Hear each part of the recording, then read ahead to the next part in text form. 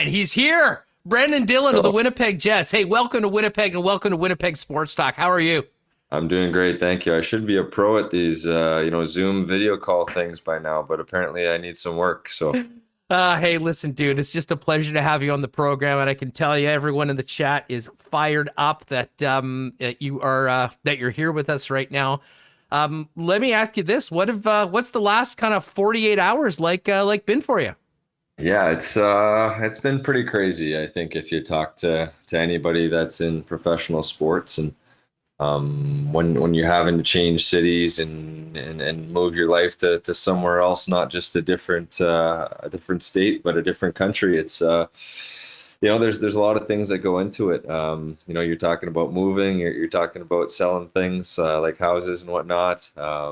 Getting acquainted to a new city and new teammates. And I think after the 48 hours now, everything's kind of turned into an excitement. And with talking with a few of my teammates now, the Josh Morrisseys and Blake Wheelers, Mark Scheifele, Dubois. I mean, it's turned to excitement, and looking at our team and the opportunity, having some conversations with Coach Paul Maurice. And we're excited about our team. We're excited to get going, to have some fans back in the stands this year and get back to somewhat of a normal NHL season. You mentioned speaking with your teammates. We'll talk about how you found out about it in a minute because that's a hilarious story on the side. But what do you remember? I mean, it's been obviously you weren't playing the Jets this year. What do you remember about playing against the Winnipeg Jets? And when you found out you were coming to this team, what about the Winnipeg Jets sort of excited you as being a member of the club? Well, not having to defend against the Blake Wheelers and Nikolai Ehlers and Kyle Connors and Mark Scheifele's of the world. Not having to run into the cops and the Lowrys, and not having to try and score on a brick wall like Hellebuck. So I think it's always a tough game playing the Winnipeg Jets, whether you're in Winnipeg or you're at your own home building. Over the past, 8, 9 years, I've been able to play against just a good, solid team with speed, skill. They always seem to be a team that's in it, and we've seen them get better from year to year, and especially this past year. I mean, shutting down one of the best players in the world, and a very high-scoring team in Edmonton in the first round, and losing to a team that went to the Stanley Cup final and was a couple wins away from the Stanley Cup is no slouch either. So, just kind of looking at it for myself to be able to be a piece to the puzzle, to be someone who's going to be able to come in and play in all situations and just hopefully make the team better. Brenden Dillon of the Winnipeg Jets with us live on Winnipeg Sports Talk. I see a Machiavelli the Don's in the super chat. Brenden, welcome and congrats on being a Jet. Looking forward to you laying out some bodies out on the ice this year. There will be some fans that are certainly familiar with you, but especially the last couple of years, haven't seen a lot of you out in the Eastern Conference. Tell Winnipeg Jet fans the sort of play you are and what you'll be bringing to the Winnipeg Blue Line. Yeah, well, first and foremost, kind of the staples of my game are being hard to play against. I don't want it to be an easy night for the other team when I'm out there. I think for a bigger guy at 6'4", 225, I can skate pretty well. I think using my feet is definitely one of my bigger attributes, and being able to, whether that's break pucks out or join the play offensively. And I think that the common theme I've seen with these Winnipeg Jets, my now teammates, is they all want to get better. They're all working hard at their game, whether that's in the off season now or even their routines during the season. It seems to be, guys enjoy getting better, enjoy, being out on the ice and practice together.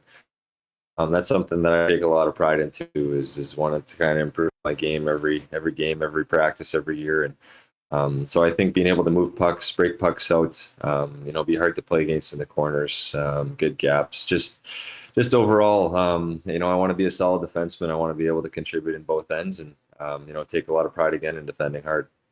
Brenden, I mean, there's no secret. I mean, the Winnipeg Jets are one of the best goaltenders in the world, an incredibly talented forward group. And, the goal of the organization in this offseason was to improve the blue line to create a Stanley Cup contender. The first move was to bring you in from the Capitals. And then last night we heard that Nate Schmidt is now a member of that Jet defensive core as well. What did you think when you heard that news? And you probably would know Nate from being an opponent for a while. What does it sound like to have a guy like that with what he can do on the ice and that personality and the energy coming to your new club? Yeah, Schmitty and I actually had a great conversation today. We chatted on the phone for the first time. We've got some mutual friends, whether that's teammates that we've played with in the past, or guys from Minnesota that I know, or people from Vancouver that I know that he's been with. So we just had a good conversation. I mean, he waived his no trade clause to come to Winnipeg to be able to be a part of a team that he thinks is a quality organization. First and foremost, is someone that has a chance to win. A team that's motivated and has a lot of good pieces in place. And as you said, I think defense was an area that they really wanted to improve on. And I think over these last couple of days that our defense has gotten better as a whole. We're both looking forward to being able to pass the puck to some of these talented forwards as opposed to having to defend against them, as I was saying earlier. So a lot of positives in it. A passionate fan base that we both have talked about. It's not an easy place to come in and play on the road. It's kind of cool to be a part of a Canadian market that loves their team and is so passionate about their team. And it's going to be a lot of fun. You're a Canadian guy, but you've played in some pretty cool U.S. markets in Dallas and San Jose, and of course in Washington. But are you excited about coming back to what is truly a hockey market where pretty much everyone in the city is living and breathing everything you and your team does throughout the season? Yeah, I think every player, you talk about playing in a Canadian market. It's not easy sometimes. It's going to be a first for me. You talk about just a lot of people that care. I was that kid growing up in Vancouver, just outside British Columbia, cheering for the Canucks every game, and wondering why that guy didn't score 82 times this year, and why that goalie let in 5 goals or whatever the case might have been. And I think now that you're in it, you see that when you meet the people on the teams, you meet the type of person that is us hockey players. We care a lot. We want to win every night. That's something that drives us. We're all competitive guys, and myself especially. I've been fortunate to have some good playoff runs, to play in a Stanley Cup final. And, Schmitty, the same thing. He's a guy that's had a lot of success, and we kind of bonded over that. And in the sense of, we haven't won yet. We want to be a part of something like that. We want to do something special here in Winnipeg. And, to be able to do that in the market like Winnipeg is, I think it would be a blast. Brenden, I have to ask you, it is... I mean, you talked about it in your first media availability, but it is somewhat hilarious that your final game in DC was in a Monday night beer league game. But for people that missed how you found out about the trade, can you recap for us? Yeah, it's a funny story thinking back now, and to think that my last game as a Capital wasn't in front of 21,000 people at the Capital One Arena off of Constitution is.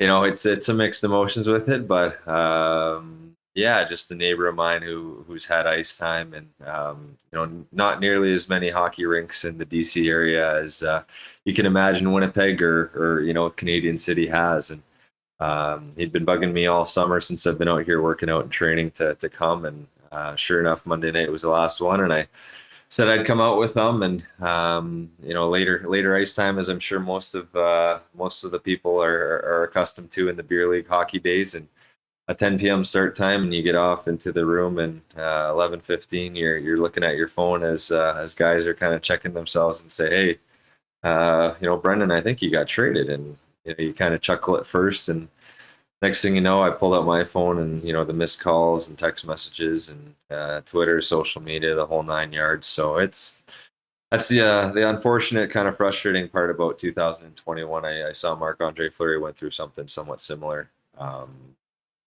it's unfortunate, but a little bit of humor involved for sure. No doubt about it. Brenden Dillon, newest member of the Winnipeg Jets, with us here. Actually, it's hard to believe you're no longer the newest member of the Winnipeg Jets, I guess, because Nate Schmidt was acquired last night. Undrafted player. I'm really interested in. You've had this great NHL career. You were, a very established WHLer, but didn't get drafted. I mean, for Jet fans, talk to us a little bit about your journey.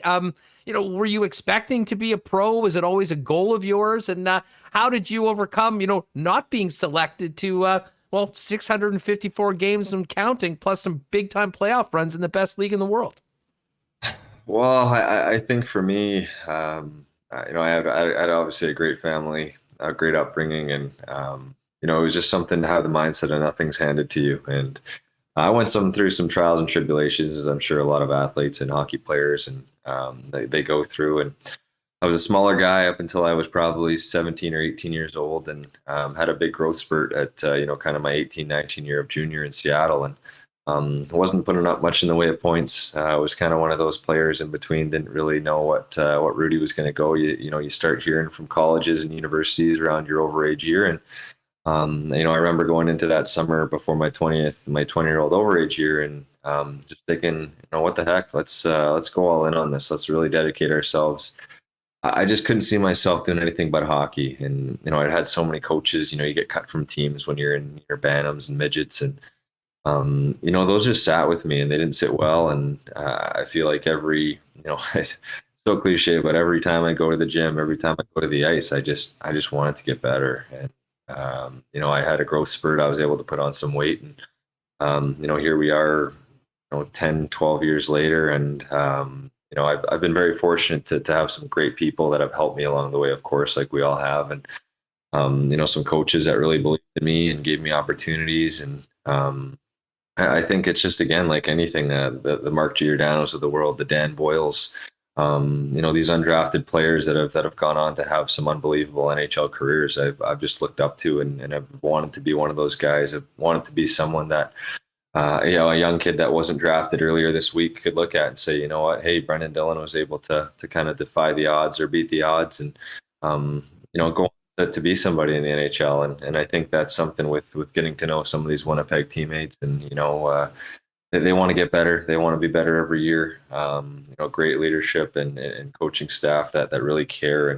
And that's kind of who I am and how I am. And, kind of having a blue collar mentality of let's get better. Let's go to work. Let's work hard. And it's really helped me along the way. It's helped me get to where I am. And, will always be in my mentality, whether that's hockey or life in general. Hey, Brenden, was there you look back and think if there was one big break for you, breaking in as a pro? And I have to ask you, I mean, we've talked a lot about some of the young defensemen in the system, playing in the American Hockey League. How valuable was that experience coming out of a great junior career and a monster final season, to playing a couple seasons in the American Hockey League?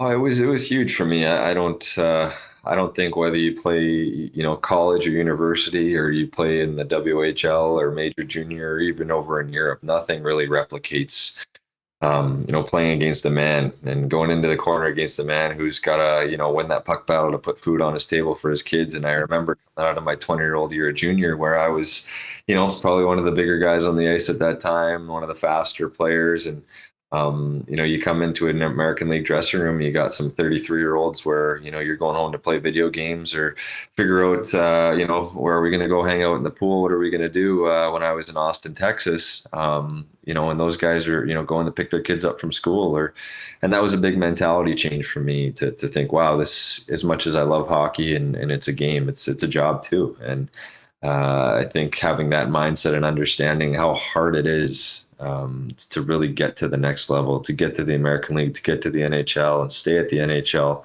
I never take that for granted, and I won't ever. And I think for every young player that's coming in, it's tough. It's not easy. It's pretty much around 11, 12 month a year, gig these days. And I think for just the learning curves of how to, the video that goes into it, the meetings, the attention to detail, pro hockey it's the real deal. And, making the jump to NHL and Dallas, again, some great coaching staffs that have really helped me and understand the little things and knowing your role and knowing that, hey, there's some Blake Wheelers and Mark Scheifele's and Nick Ehlers and Kyle Connors out there. So get those guys the puck and let them do their thing as a defenseman. Hey, speaking of those guys, I mean, did you have any connections with any of the Winnipeg Jets before you were traded here? And what did you hear from some of the calls from teammates, as well as Coach Paul Maurice, if you talked to him? Yeah, I didn't really know too many guys. I played with Dylan DeMello in San Jose for I think it was around 2 or 3 years. When it came to most of the other players, I wasn't too familiar with anybody. I've probably heard from 6 or 7 guys now. Just welcome to the team. You know, some areas to check out and kind of look for places in those types of conversations. And then just talking with Coach Paul Maurice, he's someone who he's a black and white coach. He's this is what's expected of you. No gray areas, and I think for him, and then for you as a player, that's all you can ask for is knowing what your role is going to be, what we expect of you. The expectations that he wants, and it's an exciting time to be a Winnipeg Jet. I think as everyone around the league is getting better today in free agency or the trades over the last week or two. This is the time of the summer where you're starting to chomp at the bit to get back into a dressing room, to get back into the swing of things. And it's exciting again to see a full 82 game schedule and see the grind that we're going to get to go through as a group. And again, for me, I'm someone who my role personally, I'm going to skate. I'm going to use my legs. I'm going to be physical and hard to play against, as we talked about, and just work on trying to be the best Brenden Dillon I can be. Brenden, this has been awesome. Well, you mentioned the off season, and what's strange is that this is all happening. Normally, free agency is on Canada Day. August Yeah. long weekend is coming up this weekend. You've just been traded. What does August look like for you before you get to Winnipeg for training camp?